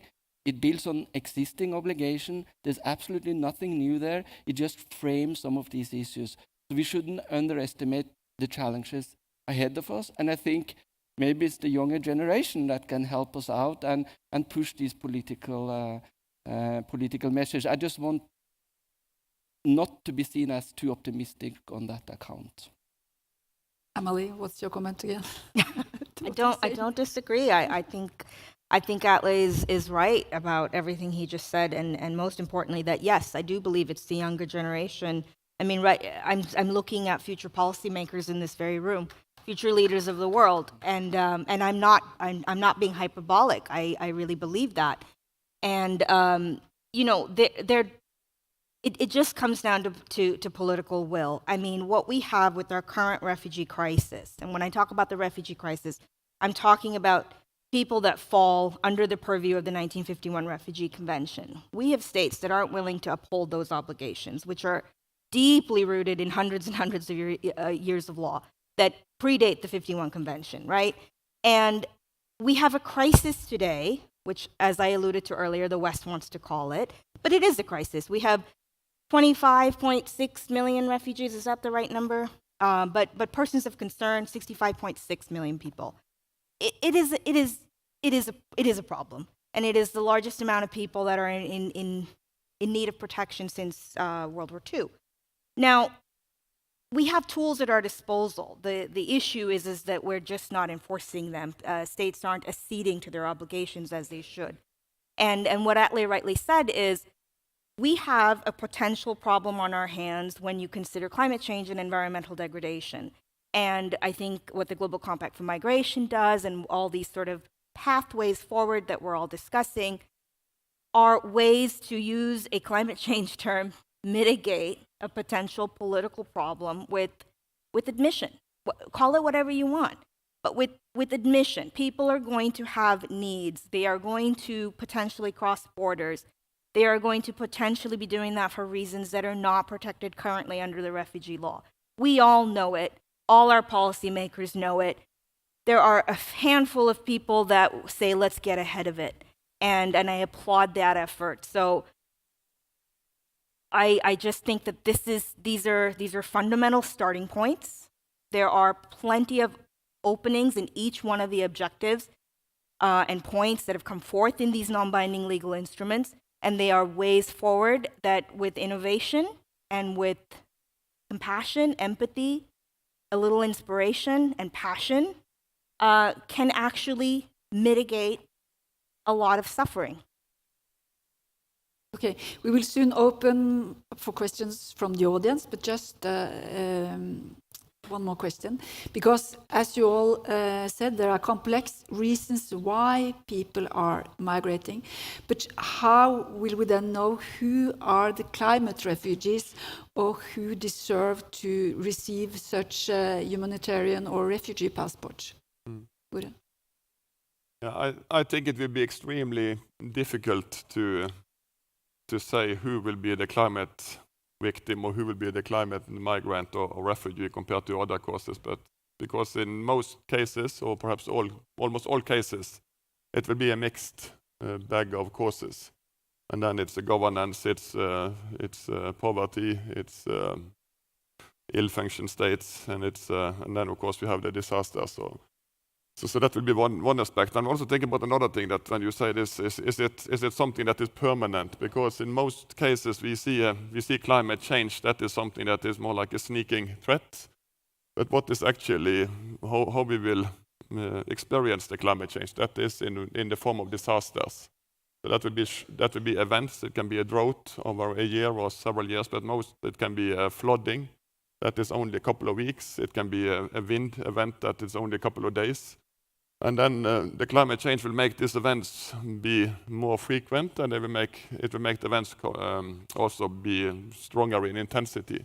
But still, it will only be events. So even if a city is destroyed, or if an area is flooded, or if it's drought, typically it will take some time, and then it will be possible to still live there for many years.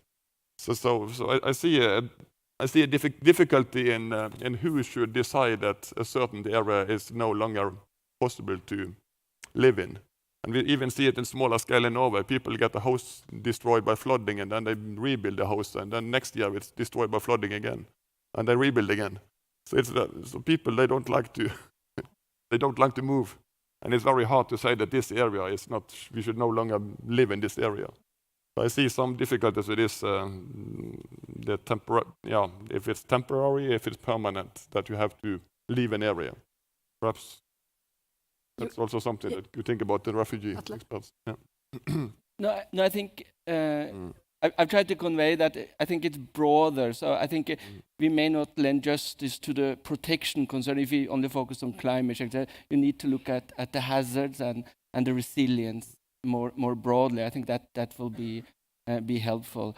I also think what Tore says is it's going to be very hard to disentangle or try to attribute something back to a specific root cause.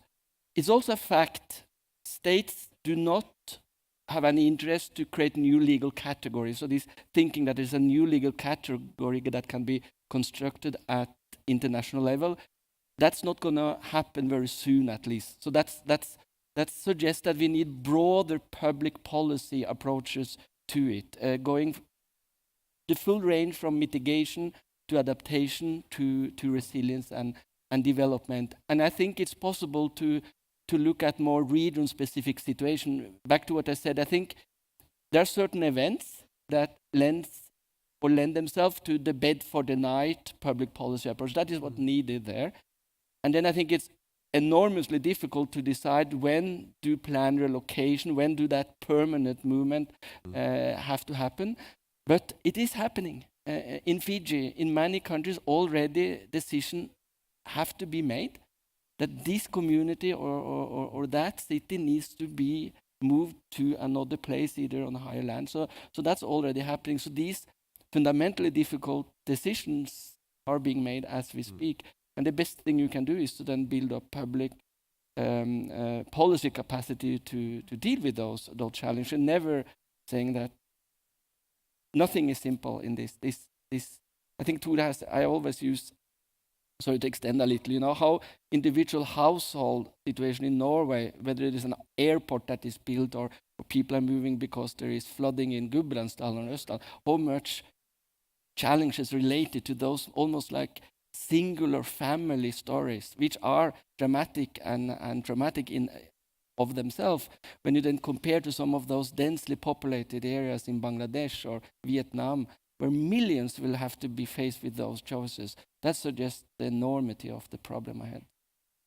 Okay, then I think it's time for people from the audience to ask questions. So please approach the stage. We should have 3 questions, and then the speakers would try to answer.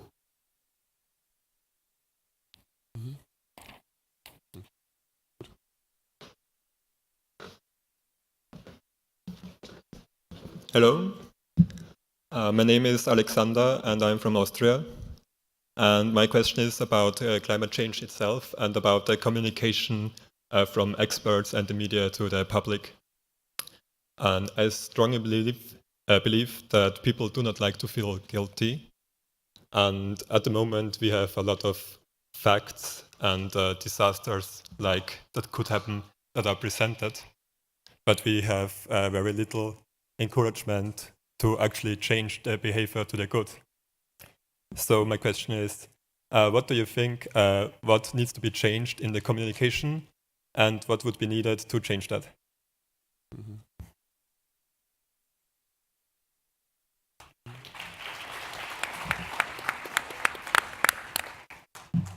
Thank you very much. Concerning the Chaden Basin, Emily, you said during your presentation you work for United Nations and many organizations. My question is, what, in collaboration with the countries living in this basin, with NGOs and the United Nations, what are they doing to provide livelihood for people living in this basin? Or are they waiting until these people are being displaced before they will start to act? Thank you.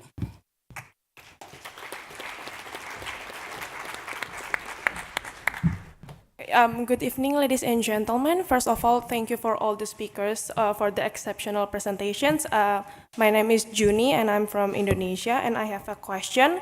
With such a big and powerful states like United States and the likely decrease of other states' priorities and commitment on this issue, with US leaving the Paris Agreement, what do you think can be done to have or rebuild a better and stronger international commitment on facing in the climate change or climate migration issue, especially when lots of agreements is a non-binding agreements? Thank you. Thanks a lot for your interesting questions. We start with the first one. I think that's mostly to you, Tura. What will be needed to be changed in the communication about climate change? I think climate scientists and of course media, we have been too much active, and we have talked too much about the disasters and catastrophes and all the bad things that will happen with climate change and that we already see happen. So I think, and also that relates to what we have discussed today, the only way to stop this is to, of course, to reduce our emissions. And so we have to go away from fossil fuel to renewable energy. So I think climate scientists and also media and others, we should become better to really tell the people how good the future can be, how good it will be to get away from fossil fuel, how much cleaner air there will be in cities, how much less noise there will be in cities if you have electrical cars or electrical buses instead of having these fossil fuel engines. And so there are many positive things with mitigating climate change, not only climate. So I think perhaps we should become better to talk about the good stories and the bright future. And perhaps particularly in an audience like this, because what we need is, of course, all the good brains, all the good solutions, all the good technology to solve the issues. And so I think it will be able to change the way we are living. It will be able to have a very bright future with much less emission, much less pollution of our environment.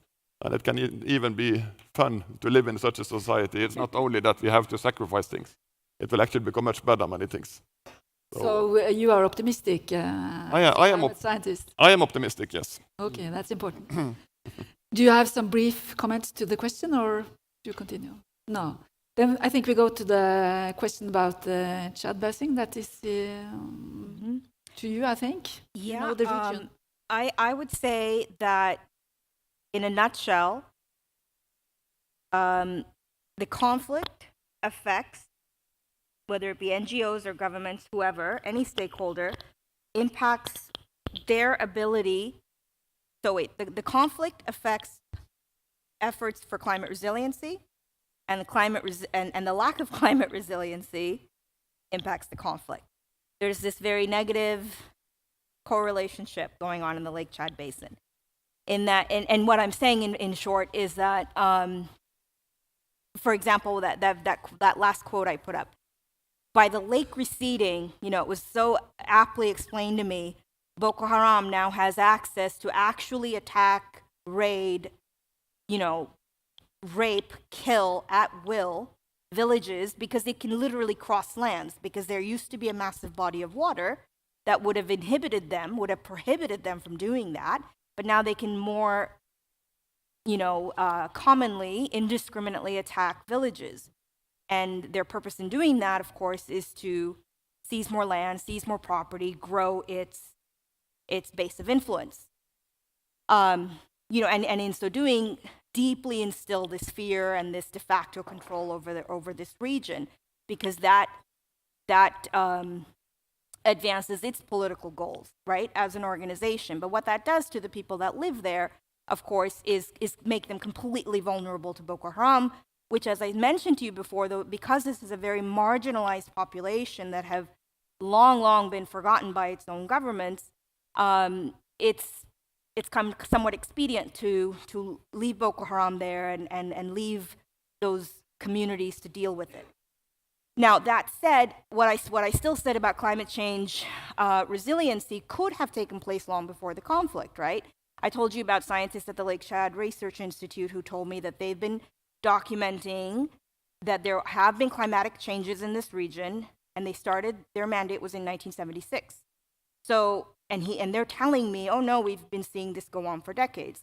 Now, I told you that this conflict began in 2009, so if you do the math, there should have been steps taken to make those communities more resilient.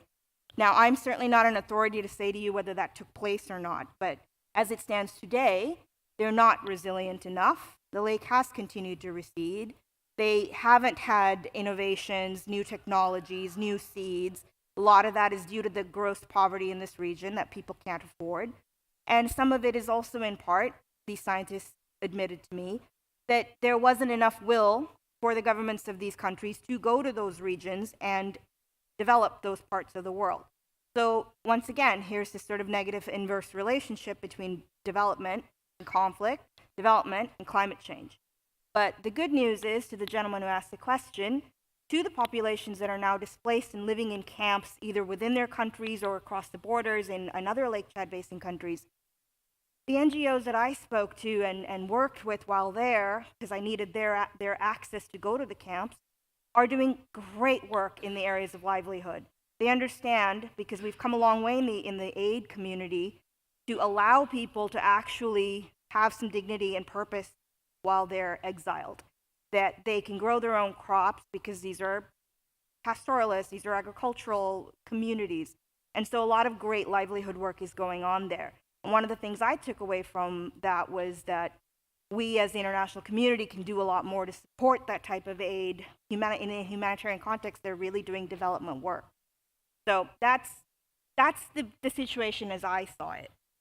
Whether it's completely accurate, I'm sure would depend on who you ask and what you read. Thank you.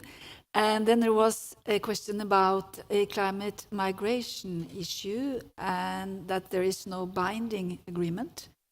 You want to comment, Atle? Yes. Yeah, it was the lady from Indonesia about to build stronger commitment. I'm not sure whether we can help you with the answer to that. I think what you do see within the climate change negotiation in particular is that cities turn to be far more progressive, and the same on migration. So what is it about cities that might be an important player, one of these big cities? Probably they live closer to the impact. So I think one avenue where I see a lot of progressive voices is around these cities and the coalition of cities, and maybe at the level of subnational level, cities and we know that California, for example, even have its own pavilion in the climate change negotiation, despite the fact that the state representing the US is not represented. So cities is one trick in the bag that can help us. Not saying it is easy. I think regional cooperation, Indonesia, you should get ASEAN together, think about all Southeast Asian countries coming together. I'm sorry, I don't remember. Indonesia, 140 million people, and come together, really a powerful voice. So I think if regional groups could come together, I think that will counter some of the more non-progressive voices we hear. And maybe the third is a little around communication. I think we need to put it into political language. It's not a technical issue. It's like converting that excellent slides that Ture explained to us and put human face and political implication in every implication of a 2-point degree. What does that mean to the water, to the farmers, to their livelihood, and really put a human face to all this implication? And when you do that, it becomes political, and then people really would like to change it. So that are some loose thoughts about building commitment. Okay, you want to comment? No, it's okay. Then we invite the next 3 persons from the audience to ask questions. Please enter the stage. I would like to thank the panelists for the presentations. Thank you very much. My first question goes to, I'm bad at remembering the name, the presentation about the Chad Lake. Yeah. And it's actually, I wanted to know, based on my knowledge, Chad Lake is shared by 4 countries in Africa. We have Niger, we have Chad, we have Nigeria, and we have Cameroon. So during your project, during your research, what are these political elites, of this country doing about this problem? It's now, when we talk about Africa, most of the time it's always the external aids, the NGO that are working for our own problems.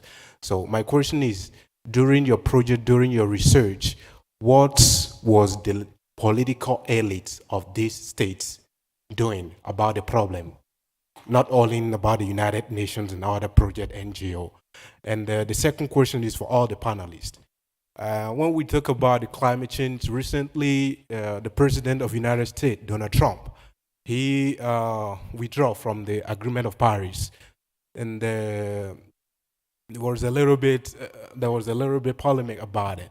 But I would like to ask you: do you think we can still reach our goals about fighting the climate change with this discord between the powerful nations? Because we know that United States of America is a little bit with its influence in this global politics. It's a little bit, you know what I'm talking about. So can we still reach our goals to fight against this climate change with this powerful nation withdrawing from the Paris Agreement? Thank you very much. Thank you.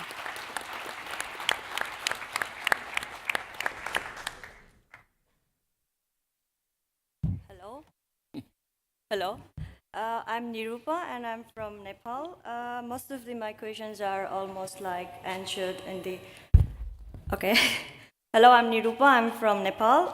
So my question is somehow answered in the other way, but anyway, I want to ask my question. So my question to the panel is that is filling a legal gap or providing a legal status to the climate refugee is a sustainable solution? Is it a long-term solution to this problem, to the climate change. And my another question is like, there is already a lot of research and we know like climate change is affecting lots of people. So what are the actions, like, is there any actions being taken to develop the capacity on those vulnerable nations where there are lots of natural disaster and like effect of climate change has been seen? Thank you. Thank you very much.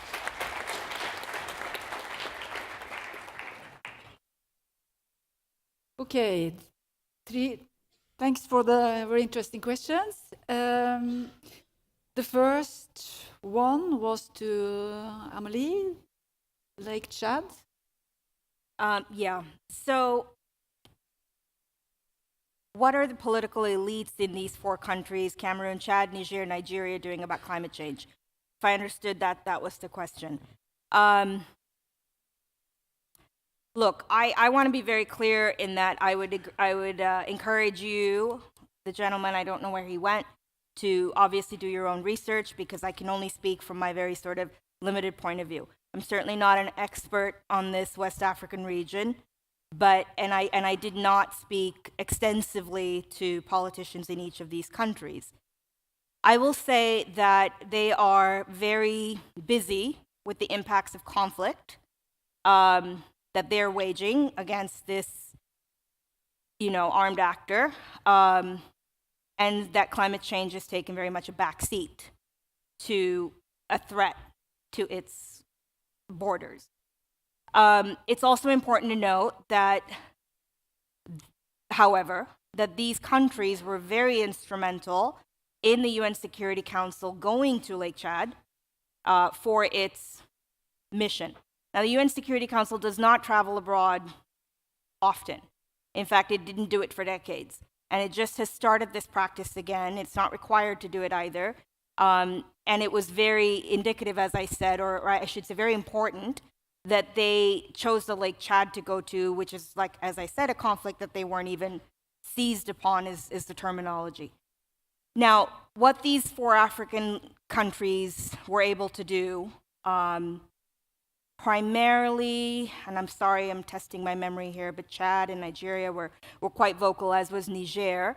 I don't remember Cameroon being as vocal, but they stressed over and over again to the Security Council how much climate change played a role and how much climate change was being seized upon by Boko Haram to advance its agenda, how much poverty and underdevelopment were at the root causes of this conflict. And clearly the Security Council heard that because, as I said, it made it into its resolution. It also happens to be absolutely true, Now, that doesn't change the fact, though, that to the earlier question someone asked me, there have been many decades of possible missed opportunities to help build up the resiliency to climate change in this region. If we know for 50 years that the lake has been receding, what efforts have taken place to help populations? There's 38 million people that we know of that are dependent upon the lake for their livelihoods. So what efforts have these states taken to mitigate that fact? As far as I know, not too many. There is a very controversial, maybe, I'm not sure if that's the right word, but highly debated development plan with China called the Trans-Aqua Deal, which is essentially to divert water from the rivers that are already diverting water away from the lake because of the dams that were built there in the 60s. And let me just kind of take another step back to say, when these dams were built in the 60s, we're talking about a post-colonial period in which there's a lot of nationalism going on, there's a lot of nation building, there's a lot of strengthening of institutions and sort of, finding a way to govern your own territories. And so these dams were also very instrumental in what we're seeing today with the lake receding. Now, given that, all those variables that I mentioned, what's happening now is this deal which is going to cost, I think, close to I've heard terms as much as $150 million to $350 million. It could be more, it's not really known yet. The Trans-Aqua Deal, essentially to artificially fill the lake. How sustainable that is being debated, whether that's the right course of money, right course of action, whether that's environmentally sound, whether that impedes the enjoyment of any human rights for people that then would be affected by those diverted waters. All these things have not been discussed. It remains to be seen whether this deal will even go through. But that's really the situation as it is right now. I would say, number one, the conflict takes over all discussion of climate change in the Lake Chad Basin. And number two, being such a highly marginalized region, it just hasn't gotten the attention it deserves. I hope that answers.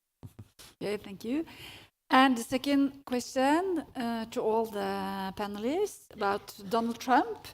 If we will be able to reach the goals to fight climate change when the US don't want to be a part of the Paris Agreement. Tore. I can try to be quick. So I was very worried a few years ago when Donald Trump announced that he wanted to take US away from the Paris Agreement.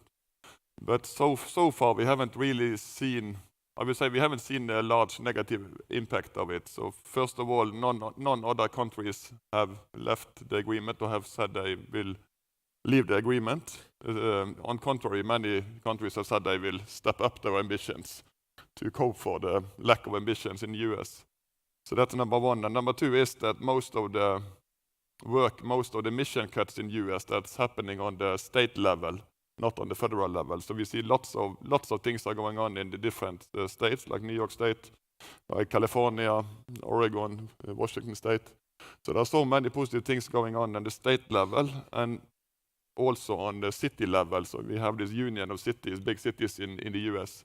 So I don't actually think that the Donald Trump's decision will impact the global emissions, and I don't even think they will impact the US emissions much, because it's still, even Trump, he will not restart coal mines if they are not, or coal plants if they are not commercially, what to say, yeah, they are losing the competition against renewable energy. So far the impact has been low, and even in Katowice, for instance, I would say it was quite a positive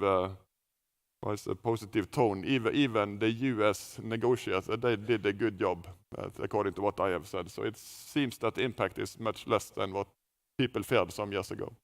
So again, you're optimistic despite what I'm Trump still is optimistic. doing. Yeah. Not bad.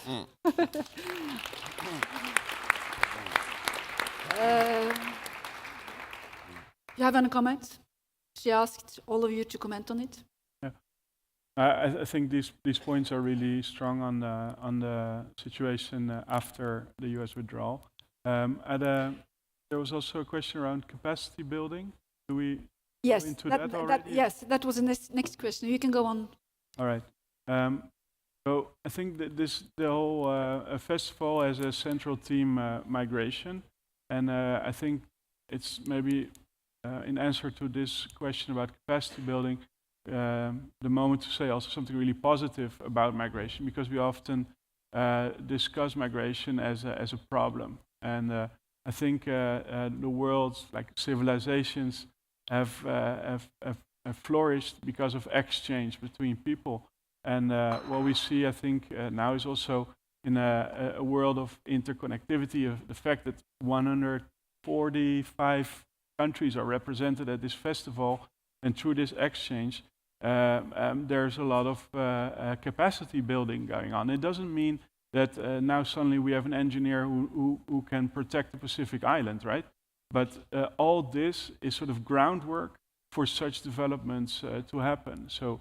And it is happening. I mean, in the 70s, for example, my mother is a nurse, and in the late 60s, early 70s, she went to Ghana to work in a hospital. Now, Ghanaian nurses are moving to UK to work in hospitals. So there is that kind of developments in terms of education that really are quite positive developments too. And migration plays a central role in it. And there's one thing connected to that. In my presentation about the Marshall Islands, I mentioned that now 35% of the Marshallese are currently staying in the US. Now, I don't expect those islands to become uninhabitable very soon, but if there is a major catastrophe, the fact that they have 35% of their population already in the US is a huge advantage to them, because they can connect to them. They can, when they would go to the US, they would have a place to stay.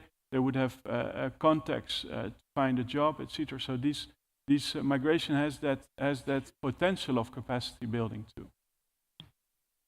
Thank you. You want to comment on these questions? Capacity building in the affected countries, very briefly. No, very quick. I think. Not very good. You have to be quick. I'm sorry. Running out of time. I think there's a lot of adaptive action taken, but I don't think it's enough to deal with all those situations where it's overwhelming capacity. And I think it's about beefing up the Green Climate Fund, get more financing, more technology transfer. That's what countries like. Talking about Holland, maybe Holland can transfer more technology. How do you deal with dikes and seawalls and that kind of transfer of technology, transfer for green or renewable energy and so on. It's not enough what we see of adaptive action at the moment. That was. Okay. Young people mostly are asking for also positive things happening in this sector when it comes to climate change. You will get 10 seconds each to try to give the audience a little bit positive view on the future when it comes to climate change and migration. 10 seconds. 10 seconds. Yeah. So lots of positive things have happened. I was really optimistic after the Katowice meeting in Poland. There is an agreement. The Paris Agreement will start in 2020. The different countries are stepping up ambitions. There are lots of work to do, lots of new technology, lots of new innovation, and there is a need for all the young, bright minds in this room and many other places. So I think we will make it. Very good. That was 10 seconds. Fine. 10 seconds. 10 seconds, I would say the positive thing to come out of this is creating awareness. I mean, not so long ago, maybe climate change was a hoax, hotly debated. It still is for some countries, sadly. But the sheer fact that we're having this discussion and that I said to Inge earlier, we're having it more and more, I firmly believed it would be 20 years from now before anybody cared about climate migration. I am shocked to the core that we're already discussing it now, and I think and I mean that from a very positive standpoint. Thank you very much. Kees? Yeah, I think a very positive thing is that you're all here and discussing this topic, and I hope you all bring home to your countries your experiences and have a future which is more constructive than past generations. And I have all the hope that this will happen. So thank you. And the last 10 seconds, Atle. I think in the all global policy framework now, whether it's climate change, migration, risk reduction, or refugee, do refer and link climate change and mobility. And that's a huge opportunity as we go forward to push for those opportunities in this global policy framework. Thank you.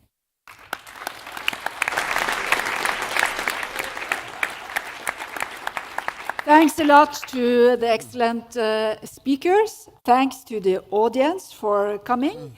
And also thanks to the technical and cultural groups at the Student Society. Thanks to all of you. And to the Economy.